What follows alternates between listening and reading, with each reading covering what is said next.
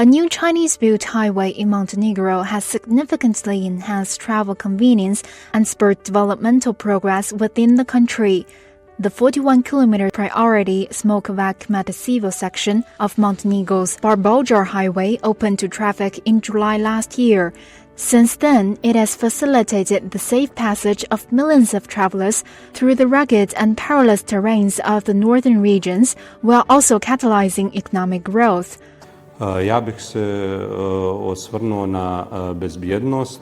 Izgradnjom autoputa stvorena je mogućnost da se izbjegne jedna od najopasnijih saobraćajnih dionica na Balkanu, magistralni put kroz Platije, koji je do otvaranja autoputa odnio oko 1200 ljudskih života. Od otvaranja autoputa na prioritetnoj dionici Smokovac-Mataševo, kao i na magistralnom putu kroz Platije, nije bilo saobraćajnih nezgoda sa smrtnim ishodom. The new highway also brings direct and indirect economic benefits to Montenegro, a country whose economy and well-being are largely dependent on the tourism industry. U prethodnom periodu od 12 mjeseci od otvaranja autoputa je ukupno prošlo 2.200.000 vozila. Od naplate putarine je prihodovano ukupno oko 9 milijuna eura.